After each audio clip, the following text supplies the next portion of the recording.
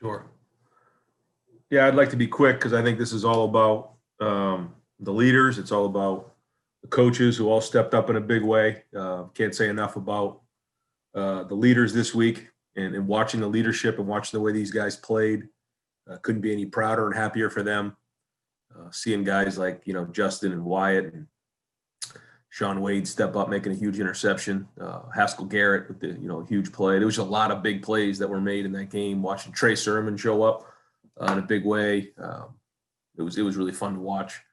I thought Drew Crispin had two really big punts in the game that got down inside the 5-yard line.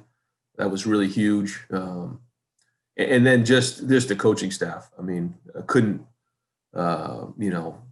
be prouder of a coaching staff to watch Larry Johnson rally the team, to Kevin Wilson this week drive the offense, Greg Stajawa with the offensive line situation, Mickey Marotti, Kerry Combs down, Craig Madison. We were down 4 full-time coaches this week. Ryan Stamper. So many people had to step up this week on the team and the staff and the coaches, and it's all about them today. And what a great statement about who we are as a culture, as our program. And again, just hats off to everybody there and just proud. I mean, that was not easy to watch, but I was really proud to see it. And it was great to see our guys pull away at the end. All right, we'll take just a few questions. Let's go with Austin Ward, Letterman Row. Ryan, when you talk about, the difficulty that everybody's gone through, you're not entirely out of the woods here. I don't know how much you could say, but how many players could be back? Do you have any doubts about playing next Saturday? What is the kind of the next step now as you guys try to get to the finish line? I'm hoping we start getting some guys back. We have a big number there, and I get going here on Monday, and we get some of the coaches back, and we starting to get some of these guys back into the building. And I think that's huge. And as long as we continue to do a great job like we've done, if you look at what we've done for the last, 4 or 5 months, it's been excellent. We had this one mini outbreak that was hard. We managed it. We did a great job, and here we are. So I'm hoping that's the worst part is behind us, and we can look forward. We'll go to Doug Lamorese, Cleveland.com. Ryan, I asked Justin about this. He had a couple throwaways today after the Indiana game where maybe he forced a couple plays. What were the conversations like between the coaches and Justin? And were some of those throwaways today a result of maybe some of the conversations the past couple weeks? Sure. Yeah. I mean, he knows what happened in the Indiana game, and he had to sit on it. And then we don't have the Illinois game. He has to sit on it for another week. So that was not easy for him. He's so competitive. And you could just see today the way he attacked the game.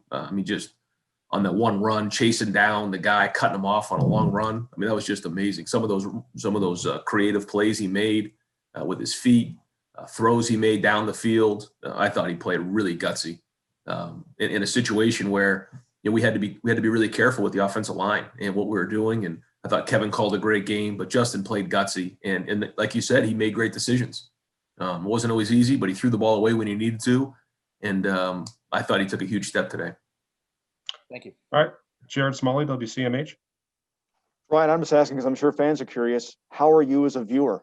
How did you watch this game? How did you go about it? Were you able to sit down? Did you have any food beside you? Were you grading the tape as you went along? Just walk us through mentally how you handled this. I took a lot of notes.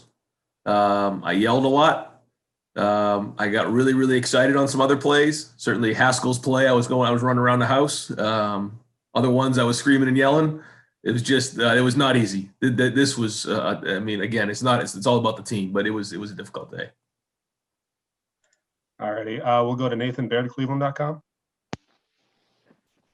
Hey, Ryan, from a staff standpoint, having so many guys who can't be there present, what did you reach back to sort of set the foundation for what you've done over the past week and a half as far as game planning? How did you guys, layer that together? Yeah, we just did a lot of these Zooms right here, just like we're doing right here. This is how we met all week. We met on special teams this week. All of our position meetings were like this. So that part was good. And thank God for technology because, the coaches were able to be a part of all of those conversations, even to leading up to this morning, team meal. And so thank God for technology because that's how we did it. But so many coaches stepped up in a big way. It's one thing to be in meetings. It's another thing to put it on the field and go through practice. And and then motivate them to play. And I think you saw a team that was, had great energy, and that's what I saw. I saw a team that had great energy, great toughness, just enjoyed being out there, playing with each other. And so I actually saw some smiles there in the fourth quarter, which was awesome to see. All right, we'll go Bill Rabinowitz, Columbus Dispatch.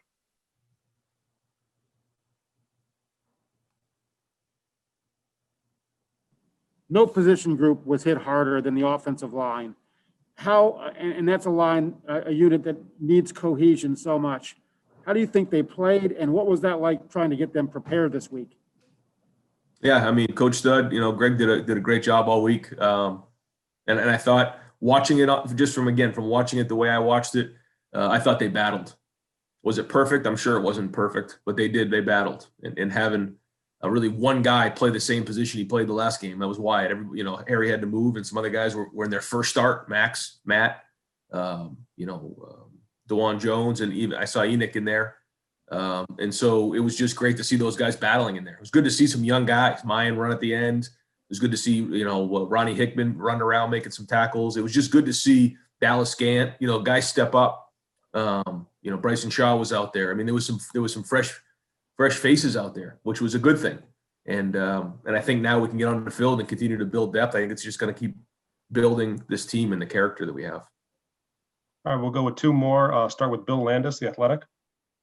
Hey, Ryan, Justin was saying he felt like he had to maybe take his preparation a step forward or take the role that he has in the room a step forward with you and Corey out this week. I'm just curious how you saw that kind of take shape. I know you weren't in the same room as him, but how did he handle that?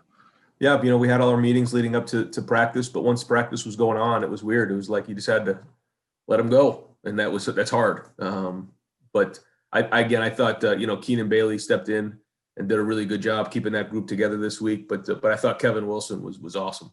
Put a lot of hard work into this week. The scout team, making sure that was right, making sure the looks were right, just driving the offense. And I think Kevin Wilson deserved a lot of credit for everything that went on. But at the end of the day, players play, and Justin stepped up in a big way. And I thought he took another step in leadership too.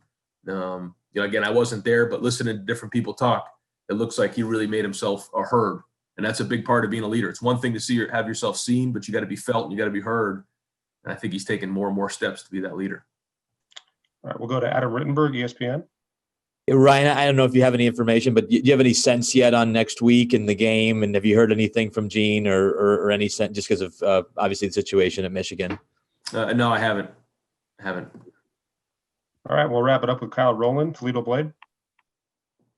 Hey, Ryan, the decision to make Larry Johnson the interim coach, did that come from you, and just what went into that decision? Why?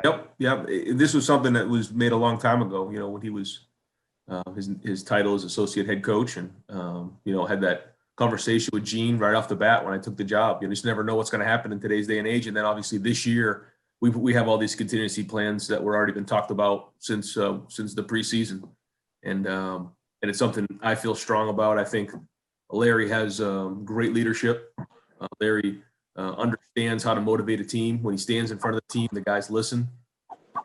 I think his leadership had a big part of really how well our team played today and the energy that they played with. And couldn't be happier for him to see him get the Gatorade bath at the end. I had a tear in my eye. I know that he's been through a lot this year. We've all been through a lot, but to see that moment for him and for this team was special. Hey, Mike, could I hop in real quick? Go ahead, Clay. Thank you. Yeah. Oh, go ahead. Down the road, this is going to be seen as a special moment in Ohio State football history. A team takes off at 9:00 at night without 23 guys. They go on the road and they win 52-10. I know you have a lot of pride in what happened today.